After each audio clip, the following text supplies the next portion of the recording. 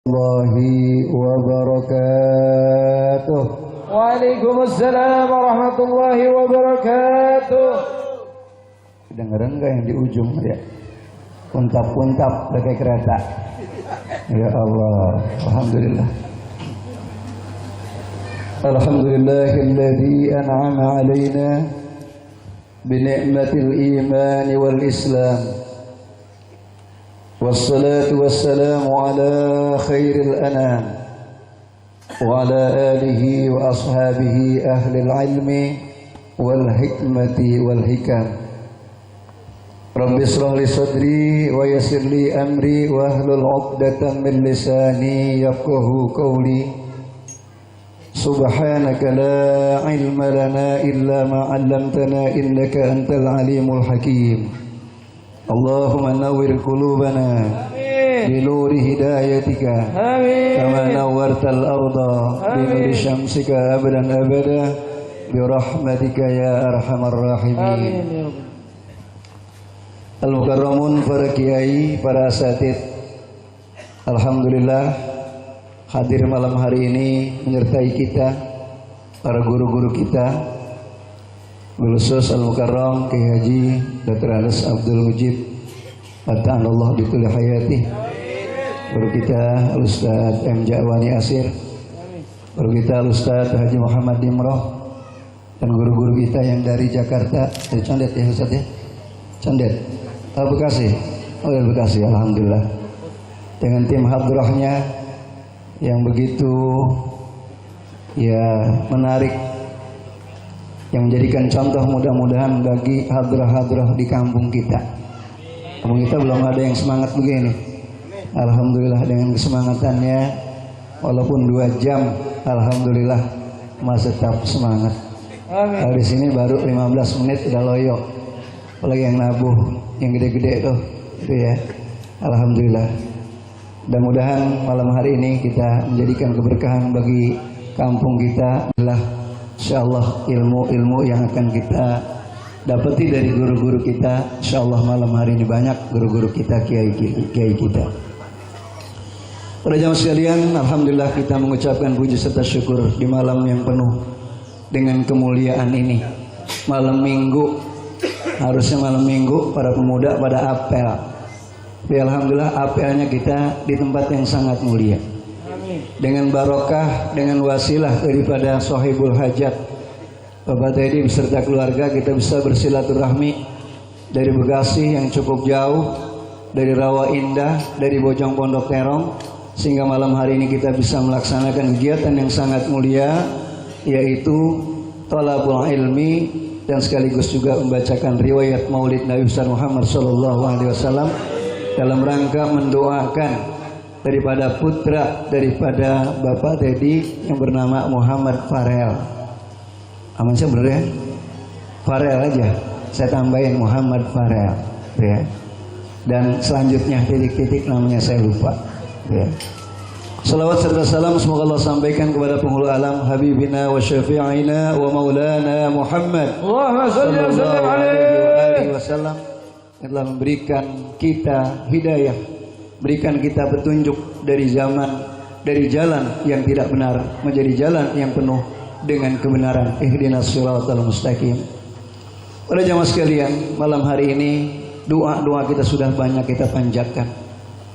Mudah-mudahan Allah cucurkan rahmat ampunan dan Allah berikan rahmat bagi sahibul bait dan kita semua.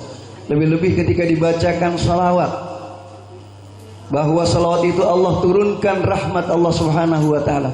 Sabda Rasulullah sallallahu alaihi wasallam, "Man shalla alayya salatan wahidatan, sallallahu alaiha biha asyra." Siapa orang yang membaca salawat kepada Nabi kita Muhammad sallallahu alaihi wasallam 1 kali saja, maka Allah akan turunkan rahmatnya 10 kali.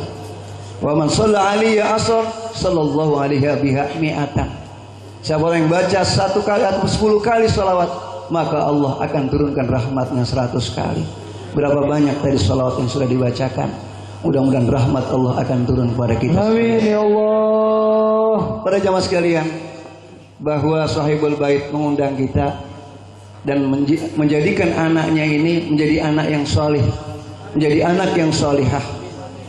Karena memang menjadi anak yang soleh dan soleh itu diantaranya ada doa dan usaha. Tanpa ada doa dan usaha maka tidak akan menjadi anak yang soleh. Anak yang soleh, kata Syekh Al-Imam Al-Ghazali dalam kitabnya Ihya Ulumuddin, yaitu riayatun hukukillah wa hukukil walidain. Anak yang soleh adalah anak yang dapat melaksanakan hak-hak Allah dan hak-hak orang tua.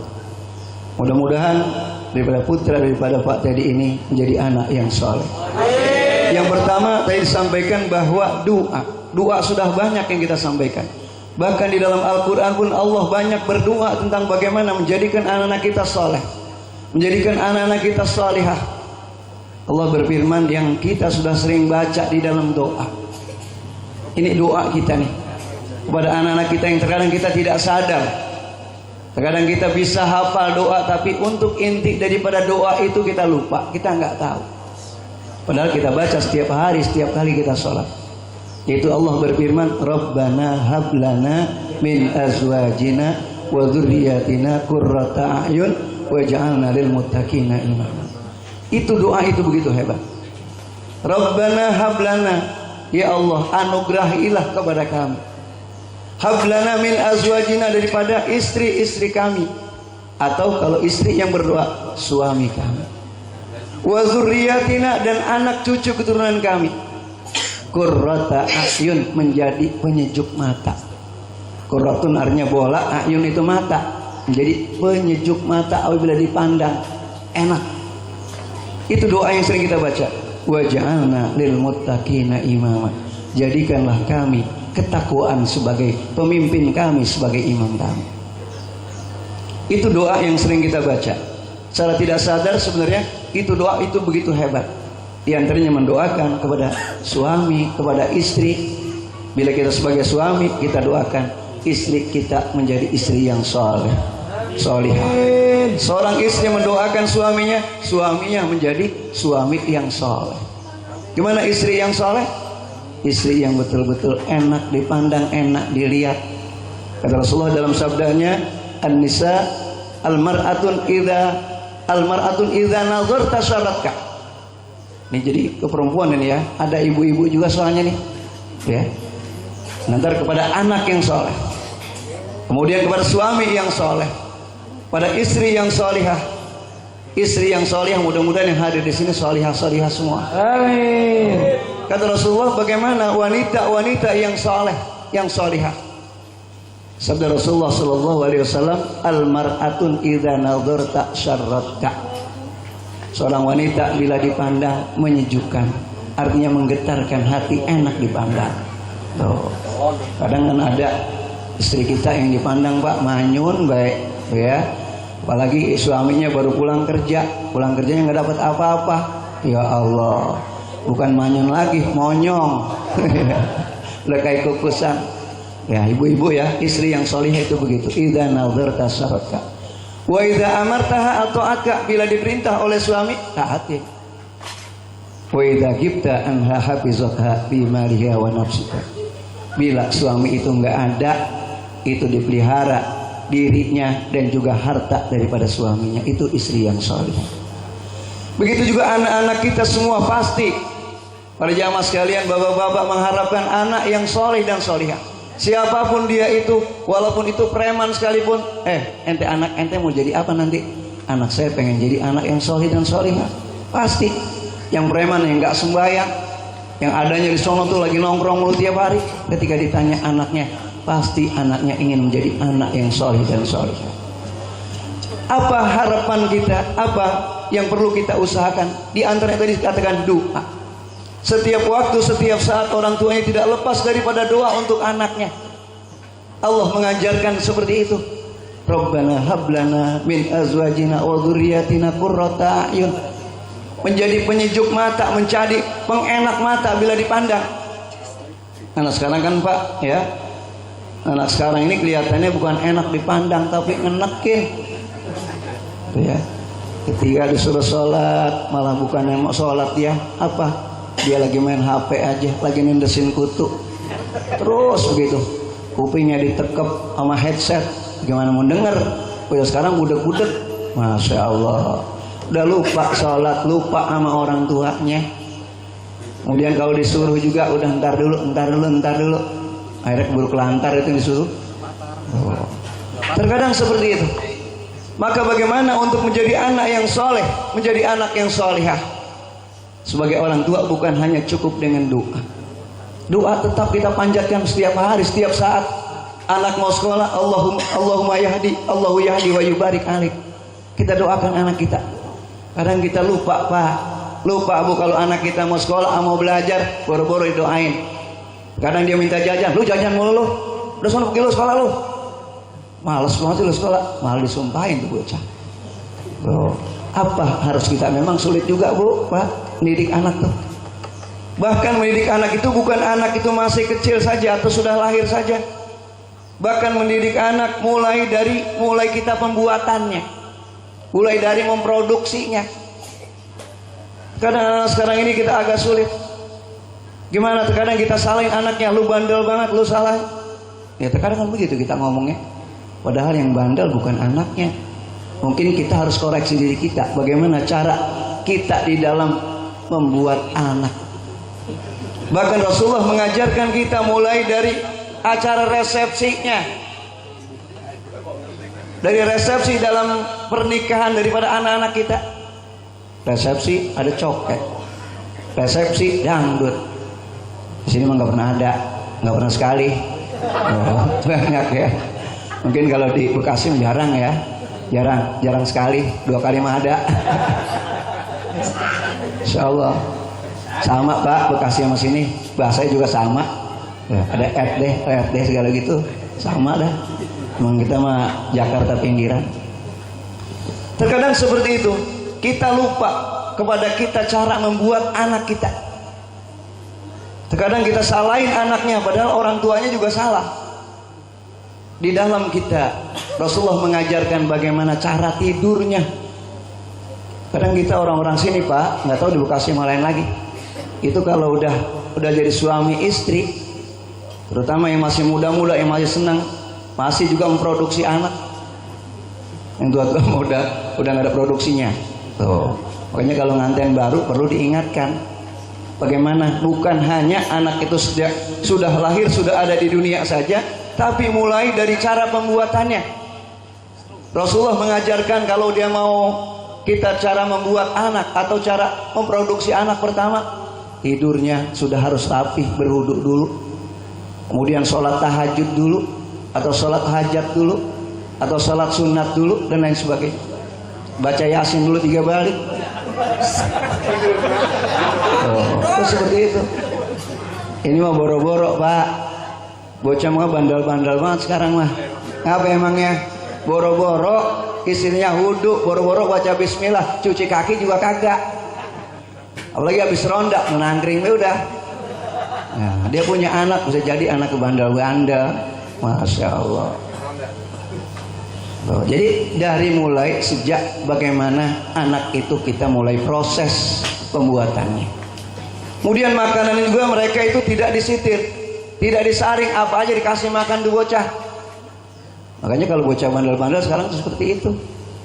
Tuh. Jadi makanannya adalah, makanya kata Allah dalam Al-Quran, kulu mimma fil ardi halalan thayyiba. Itu ayat itu sangat luas sekali. Kulu makanlah oleh kamu dan minumlah oleh kamu. Kulu mimma fil ardi, daripada ada apa-apa yang ada di bumi ini. Halalan, yang halal dan lagi baik. Kadang yang baik belum tentu halal. Jambu dari kebun orang baik, tapi nggak halal. Ada roti, boleh kita beli, tapi rotinya udah buluk. Itu baik, tapi nggak apa? Itu halal, tapi nggak baik. Jadi halalan thayyibah. Maksudnya adalah nanti untuk mempengaruhi daripada proses anak-anak kita. Jangan salahin, kadang kalau anak-anak itu pada susah-susah banget ngajarinnya, anak-anak itu pada bandel-bandel, yang disalin itu bocah, lu sih bandel banget. Nah, yang bandel siapa? Tuh. Ya, tapi kita selalu walaupun sudah keluar, sudah berada di dunia ini, kita berusaha. Mulai dari susuannya, udah lahir dari mulai nyusunya. Kadang susu-susu sekarang ini Pak, Bu, orang-orang tua udah pada nggak mau nyusuin anaknya. Dikasih susu. Kalau sekarang anak-anak pada nyentil mulu, kakinya pada tawa mulu, Susunya susu apa dikasihnya emangnya? Oh. Rasulullah Allah Subhanahu wa taala telah memberikan satu statement bahwa anak yang baru lahir hendaknya disusukan dengan ibunya. Walladzi yurdina haulaini kamilain liman kana yutimur radha'ah. Adalah kamu menyusukan anakmu selama 2 tahun ketika kamu ingin menyempurnakan susuan. Tujuannya apa? Tujuannya agar proses anak itu adalah sebagai karakter daripada ibunya. Karakter daripada manusia. Kalau sekarang anak-anak sekarang karakternya karakter kayak binatang yang pada berantem mulu. Binatang udah berantem mulu. Oh ya. Bahkan sekarang manusia udah lebih daripada binatang. Anak sekolah aja udah pada tawuran mulu, warga udah pada tawuran mulu. Kenapa? Mungkin dari makanan anak-anak itu. Susunya, susu apa dikasih? Susu sapi, bisa jadi anak saya sapi. Ada susu kuda liar batu bocah. Ada susu kuda liar dijual nggak sini ya? Tuh, susu apa aja dikasih datang. Ibu-ibu bersabar, kalau yang masih produksi susuin anak itu sampai umur 2 tahun. Untuk apa? Yang pertama untuk membentuk karakter daripada manusia itu.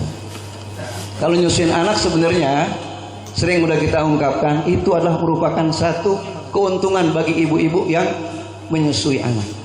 Dan orang suaminya pun agak ringan ekonominya. Yang pertama nyusuin dari susu ibunya yang pertama yang adalah hikmahnya untuk membentuk karakter manusia. Nanti dia akan mengikuti karakter manusia. Jadi kayak bukan karakter binatang. Yang kedua, susu manusia, susu ibu adalah praktis, gampang. Nggak perlu nyeduh lagi. Oh, coba kalau susu kita beli sukaleng, udah beli juga mahal. Kalau susu ibu gampang, tengah malam jam 12 tuh bocah jejelin bae udah. Udah nggak perlu nyeduh, nggak perlu kita buka kompor, nggak perlu nyari termos sambil merem ibunya, jadi praktis. Kemudian ekonomis, nggak perlu beli. Coba susu kaleng, ibu-ibu, bapak-bapak yang punya anak nyusu kaleng. Udah berapa kaleng tuh tumpukin? Kalau dihitung-hitung 1 minggu atau 1 bulan udah berapa duit? Wah udah banyak banget dah. Wah udah dibeliin tanah udah dapat tuh 1 bulan 2 meter. Oh, coba dibeliin susu bocah. Makanya ibu-ibu kita doain biar bisa nyusuin anaknya. Jadi banyak hikmahnya. Kalau susu ibu udah nggak dipakai, ada yang masih pakai. Ya, kalau susu kaleng udah dibuang, kaleng tendang-tendang pak. Jadi banyak hikmahnya tuh ya. Nah kembali para saudara sekalian. Jadi doa kita kembali agar anak-anak kita menjadi qurrata a'yun dari proses-proses yang terjadi. Doa kita dan usaha-usaha kita. Dan Rasulullah SAW juga memberikan garis kepada orang tua yang harus mengerti terhadap anaknya, bagaimana anak yang menjadi anak yang soleh dan solihah. Kalau Rasulullah Sallallahu Alaihi Wasallam min hakil waladi ala walidihi ayyuhsina ismahu. Sebagian daripada hak anak dari orang tuanya. Jadi anak itu punya hak dari orang tuanya. Yang pertama, anak itu harus diberikan nama dengan nama yang bagus. Kata Rasulullah, nama yang bagus itu kalau laki-laki diawali daripada Ahmad, Muhammad, Abdullah. Siapa namanya? Ya. Pokoknya kalau dipanggil ada namanya Muhammad, Ahmad udah pantas aja dah. Walaupun namanya Supriyanto, panggil tambahin Muhammad Supriyanto, pantas. Ya. Alek, Muhammad Alek, pantas. Oh. Jadi kalau dipanggil nama Muhammad, udah pantas aja dah. Tuh. Tapi karena anak sekarang itu udah dipanggil nama Muhammad, dia dirubah-rubah. Tuh. Kalau perempuan diawali Siti, Umi dan lain sebagainya. Ini Rasulullah istrinya Siti Khadijah, Siti Aisyah, anaknya Siti Fatimah. Tuh nama-nama habaib namanya diawali Muhammad bin Ali bin Utsman bin Umar, itu nama-nama yang bagus. Alhamdulillah Pak Teddy juga namanya Muhammad Farel. Ya. Udah ada Muhammadnya nggak Pak? Tambahin Pak ya. Biar supaya nanti ada nama-nama Islami, nggak apa-apa, udah bagus ya. Mohon maaf kalau dikoreksi ya. Ya, itu nama-nama dalam Islam yang diajarkan oleh Rasulullah Sallallahu Alaihi Wasallam. Itu yang pertama, hak anak dari orang tua. Jadi maksudnya kewajiban orang tua kepada anaknya. Yang pertama, ayyuhsina ismahu, Yang kedua, wa adabahu, mendidik dengan akhlak yang bagus. Bagaimana pendidikan akhlak yang bagus? Mulai pendidikan dari mulai usia dini. Di mana pendidikannya adalah di rumah, oleh orang tuanya, ayahnya maupun ibunya. Kata Rasulullah, al-ummu madrasatul ula. Ibu adalah sekolahan yang pertama. Jadi sekolahan yang pertama, sebelum di sekolahan keluar, keluarganya, lebih-lebih ibunya di rumah. Insya Allah kalau ibunya ngomongnya bagus, insya Allah anaknya bagus-bagus ngomongnya. Kalau ibunya atau dalam keluarganya ramah-ramah, ibadah, insya Allah anaknya seperti itu. Tapi sebaliknya, kalau ibunya berjanggit mulu, bapak sama ibunya berantem mulu, ya lihat tuh bocahnya tuh Pak, udah berantem mulu ya. Nah, itu udah bisa diciptakan, udah dibuktikan. Mudah-mudahan kalau Pak Teddy kelihatannya ramah-ramah, rumahnya sakinah mawaddah warahmah, penuh dengan naungan Allah. Insya Allah anak-anak pun solih dan solih. Itu diajarkan adab, akhlak, yaitu yang mengajarkanlah Rasulullah Shallallahu Alaihi Wasallam kepada kita sekalian. Karena orang yang dilihat Pak bukan pangkat, bukan jabatannya, tapi yang dilihat akhlaknya. Sehebat apapun ilmunya seorang, sehebat apapun jabatan seorang, kalau akhlaknya nggak ada, nggak akan dinilai oleh Allah Subhanahu Wa Taala. Dan kita pun benci Pak. Ada misalnya artis yang begitu cantik dari Jakarta datang sini, kita nanya diem baik, kesel kita Pak, timpukin angguran. Oh. Ada kiai ini mah, ya boro-boro nanya, diem aja, ceramahnya mah hebat, tapi akhlaknya nggak ada bahasa basi. Ya mohon maaf, saya kan bukan kiai, baru bau-bau kiai, gitu ya. Daripada jangan kiai bau, gitu ya. Insya Allah, gitu ya. Ya makanya lagi belajar tentang akhlak. Wa adabahu itu ajaran-ajaran Rasulullah. Rasulullah begitu hebatnya, sampai namanya harum seluruh dunia, adalah berkat akhlaknya kepada siapapun dia, bukan hanya kepada sahabatnya, bukan hanya kepada keluarganya, tapi juga kepada orang-orang non muslim, kepada orang-orang kafir pun akhlaknya begitu hebat, sehingga sampai menarik mereka simpati kepada Rasulullah. Banyak yang masuk Islam karena akhlak Rasulullah Shallallahu Alaihi Wasallam. Kemudian wa yu'allimuhumul kitabah wal qiraah. Hak anak dari orang tua, ajarkan anak itu membaca dan menulis. Baca. Kalau kita nggak bisa ngajarin, di sekolahin. Bukan hanya pendidikan umum, tapi pendidikan agama. Nah sekarang kan Pak pengennya milihnya pendidikan umum mulu, ya. Tapi insya Allah kalau di sini Pak Teddy dan kita semua ini, agama harus dikedepankan. Kenapa? Karena jangan sampai menyulitkan kita. Anak kalau udah nggak tahu agama, udah repot dah melawan sama orang tua. Ya Allah, kayaknya kalau perlu dipesantrenin tuh anak. Banyak pesantren di sini, alhamdulillah. Ya di saya ada, di Kiai Mujib ada, di Ar-Rahmani ada, tinggal maunya aja tuh bocah tuh. Ya, gratis masuknya. Masuk gratis. Tapi kalau di dalam bayar. Ya. Kalau gratis emang gurunya makan apaan kan angin. Kalau saya udah kurus-kurus gini emang gratis terus ini. Ya, jarang makan. Ya. Cuma 2 piring aja. Ya. Jadi diajarkan anak-anak itu ilmu-ilmu agama dan ilmu akhirat. Ilmu-ilmu dunia dan ilmu akhirat. Dunia juga silakan kita cari, mau sekolahnya di mana, tapi jangan lupa agama. Kalau ada agama ditinggalkan, taribat yadaka, celaka kita. Itu pada jamaah sekalian, mungkin nanti guru-guru kita tasyakkur binikmah pada malam hari ini.